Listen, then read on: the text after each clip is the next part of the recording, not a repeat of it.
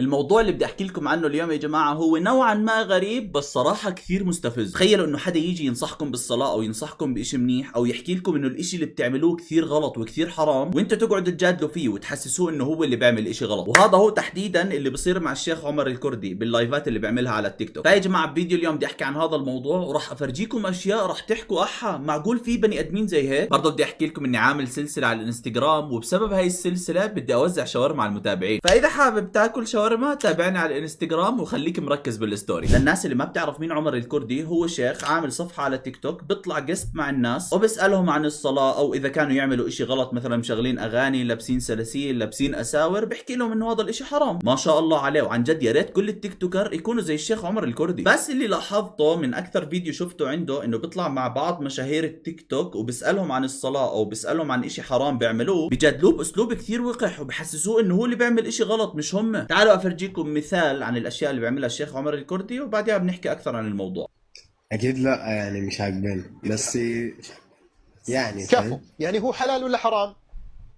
لا هو كده كده حرام. والله كفو، اقسم بالله انه كفو منك. الرجال لا يتشبهون بالنساء. الله اكبر الله اكبر، والله كفو منك. طب شو رايك تطبيق لسنه النبي وحديث النبي انه نشيله ونبعد هاي المعصيه عنا؟ اكيد اكيد. شو رايك؟ هات اعطينا اياه، يلا قول يا رب.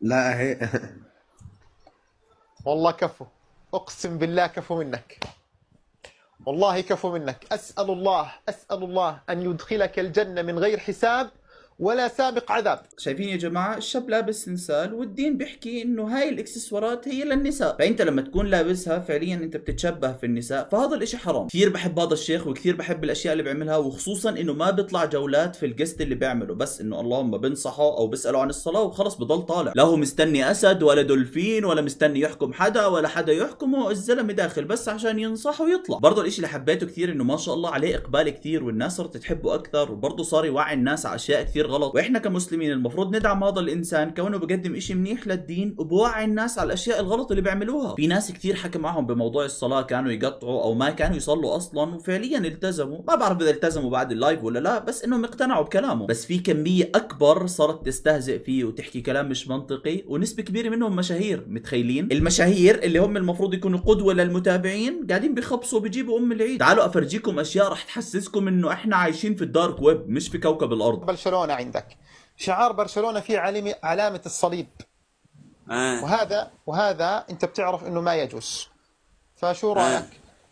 الشيخ بيحكي كلام منطقي. انت كمسلم ما بزبط تكون حامل صليب على صدرك، لانه هذا الاشي بخص دين احنا بنعتبرهم كفار، فمنطقيا انت المفروض تشيله او تخربش عليه، لانه هذا الاشي ما بيجوز كونك انت انسان مسلم. والله عيد علم برشلونه تمام في علامه الصليب، وعلامه الصليب وناس انت بتعرفهم يقولون بان الله ثالث ثلاثه، تمام، ويقولون بان الله له ولد، فهذا فيها علامه صليب، فما يجوز انك تلبس يعني الصليب هذا. البلوزه ما فيها بأس، بس الصليب اللي انت لابسه الشعار.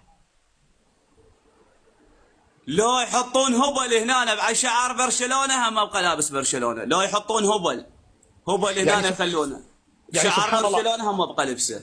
يعني سبحان الله، يعني لو كان في شرك في الله تلبس شعار برشلونه؟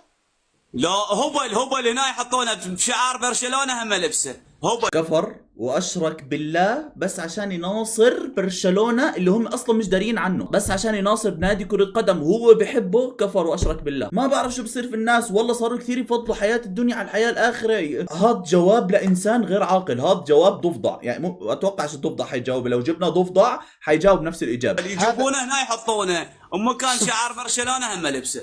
سبحان الله، برشلونه سبحان عمل الله. برشلونه صدق تحكي سبحان الله سبحان الله، اصبح علم برشلونه يعبد كما يعبد الله جل جلاله. يا زلمه انتوا وينكم؟ يا زلمه امون يجيبون لا يحطون امون هم اسمع انتوا وين عن الله جل جلاله؟ انت لما انا اقول لك الله واقول لك رسول الله صلى الله عليه وسلم واقول لك انه الدين ديننا، بتقول لي بدك تعبد برشلونه؟ خلي برشلونه ينفعك،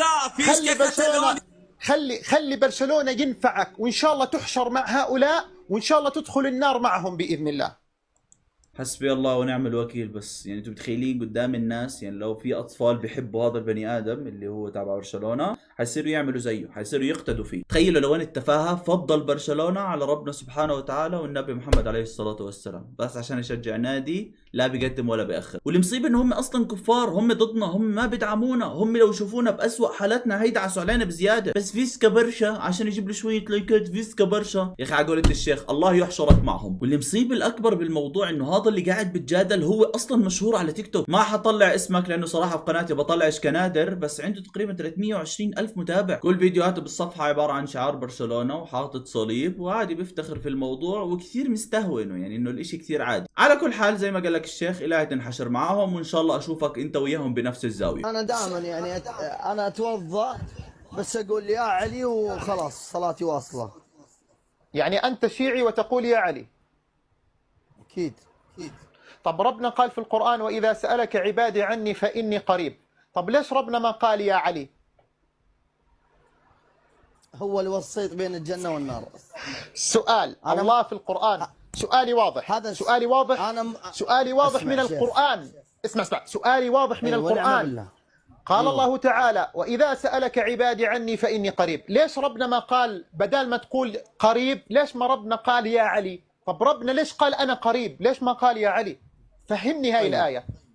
طيب أنا مو حافظ كتب، أنت لازم. يا اخوان بستغرب صراحة من الناس اللي بتناشد غير ربنا او بتدعي غير ربنا او تذكر غير ربنا. يا علي، علي انسان، يا حسين انسان، يا حسن انسان، هو انسان لا بيقدم ولا بيأخر. ربنا هو صاحب القرار، ربنا هو اللي بيقول كن فيكون مش علي. اوكي حب سيدنا علي وحب الحسن وحب الحسين وحب ابو بكر وحب عمر وحب بس بالنهاية حبك لربنا سبحانه وتعالى وحبك للنبي هو اللي حيدخلك الجنة. انا اذا كنت احب ابو بكر اكثر من علي هذا الاشي مش راح يمنعني افوت الجنة، والعكس صحيح، اذا كنت احب علي اكثر من ابو بكر برضه ما راح يمنعني افوت الجنه. الاشي اللي حيمنعني افوت الجنه لو انا كنت اسب اصحاب النبي، مش اذا ما كنتش احبهم اكثر من اي شيء بالحياه. رد علي، انو افضل تقول يا الله ولا يا علي؟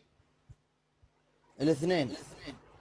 يا زلمه ربنا قال في القران واذا سالك عبادي عني فاني قريب، فانو افضل يا علي ولا تقارن علي في الله؟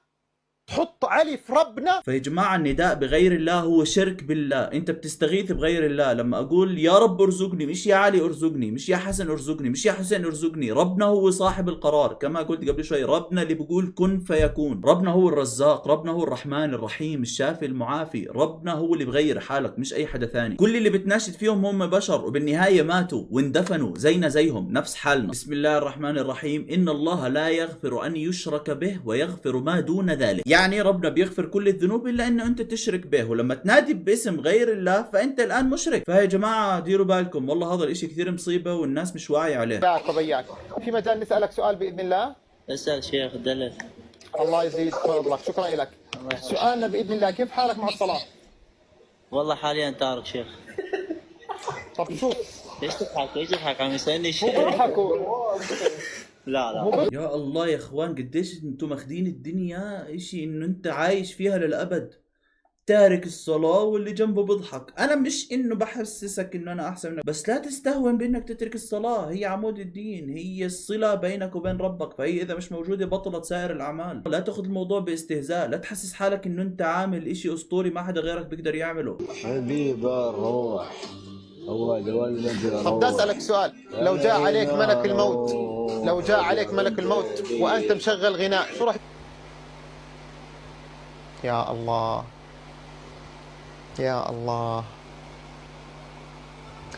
والله ازعل على مثل هؤلاء الشباب. ما بعرف شو الاشي اللي بخليك مصمم على انك تعمل هذا الاشي الغلط وتنسى يعني بيجي واحد ينصحك على الاقل اسمه واحترمه. بس يا اخوان في ناس كثير صرامي والله سبحان الله. ربنا خلص، ربنا طفع قلوبهم، وربنا برضه يهدي من يشاء ويضل من يشاء. انا عارف والله الواحد بيزعل على هاي الناس اقسم بالله، خصوصا لما تبدي الدنيا على الاخره، تنسى الاخره ولا كانها راح تيجي وكانك مخلد في الدنيا مش راح تموت. شيء اسمه نظام شرع وصلاة والصوم وعبادة وهذا انا ما عندي مشكله. ولما اكون انا احوالي منيحه وعيشتي حلوه ومرتاح ونفسيتي مرتاحه وما في ضغط ما في ستريس ما في شيء، انا بكون كامل مكمل مع رب العالمين. بس لما بكون بصلي وبخلي الصلاه وبقوم بعمل مليون شغله. يعني انت بتستنى انه احوالك تصير كويسه بدون ما تصلي، ولما تصير تصلي بدك تصير احوالك، لما تصير احوالك كويسه تصير تصلي؟ يعني مش فاهم، تتمنن على ربنا يعني مش فاهم، بدك تحمل جميله يا اخوي. الواحد بيصلي وبيقرا قران وبيدعي ربنا عشان تصير احواله منيحه. اغرب اشي بشوفه في حياتي هذا، زي اللي بيحمل ربنا جميله عشان يصلي. والله اذا تظبط حالي وترزقني ويصير معي مصاري بصلي، ما في مصاري انا اسف ما حصلي. انت اللي محتاج ربنا مش ربنا اللي محتاجك عشان تكون بالصوره. اقسم بالله يا جماعه انا بلشت احس الناس